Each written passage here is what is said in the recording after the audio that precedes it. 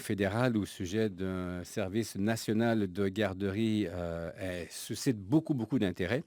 C'est le cas, par exemple, de la Fédération nationale des conseils scolaires francophones qui salue cette entente, mais par contre s'inquiète qu'on n'ait pas mentionné les besoins en service de garde, mais en français.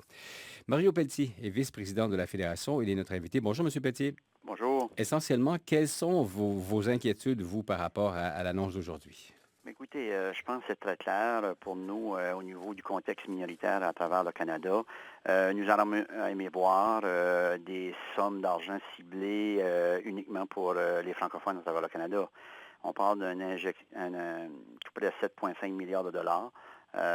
On parle peut-être côté anglophone et même bilingue, mais je pense au niveau des francophones, on aimerait avoir une somme d'argent identifiée directement au Conseil ou aux commissions scolaires francophones. Vous savez, il va y avoir des ententes probablement bilatérales avec chaque province et territoire pour finaliser cette entente-là, mais on aurait aimé vraiment voir dans cette entente-là une somme d'argent allouée immédiatement. Vous pensez que c'est une omission volontaire?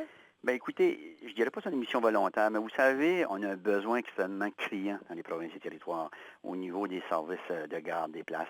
Quand on pense qu'au Nunavut, ça coûte extrêmement cher, 60 $ par jour, quand on parle de la Nouvelle-Écosse, quand on parle d'autres provinces et territoires, qu'on a un besoin extrêmement criant.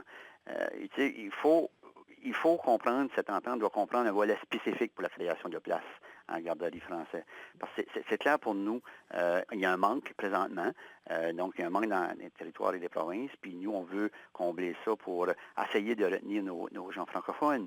Dans différentes provinces et territoires, c'est pas évident. Vous savez, les contextes minoritaires, Mhm. c'est pas évident. C'est pas évident dans certaines provinces et territoires. Fait pour nous, on demande d'avoir une équité avec nous. Donc, on demande qu'une somme d'argent soit ciblée pour en contexte minoritaire. Évidemment, d'une province à l'autre ou d'un territoire à l'autre, les besoins ne sont pas les mêmes, les contextes sont différents. Mais selon vous, selon la fédération que vous représentez, quels sont les besoins spécifiques en service de garde en français dans les provinces? Ben, c'est clair, il manque de place. Il manque une urgence de place, un besoin criant pour qu'on puisse s'adapter avec les conseils scolaires, les commissions scolaires. On parle de la petite enfance de 3 à 5 ans quand on commence l'école. Pour nous, c'est très clair, c'est un besoin très urgent parce que ces gens-là, quand ils n'ont pas de place, ils s'en allent sur soit ces secteurs anglophones, fait qu'on perd des gens au niveau du secteur anglophone. Pour nous, il faut retenir nos gens dans différents endroits. Quand on parle de peut-être de 5 à 10 élèves, Nouveau-Brunswick, l'Ontario, au Québec, c'est pas extrêmement grand, mais quand on parle de petites provinces ou territoires qui ont vraiment besoin de ces personnes-là, fait qu'on a besoin de place pour garantir un service adéquat aux parents.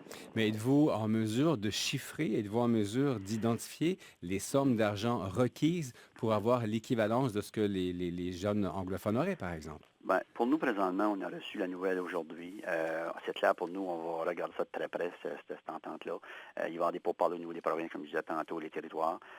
On va s'assurer, notre conseil d'administration, on regarde ça de très près.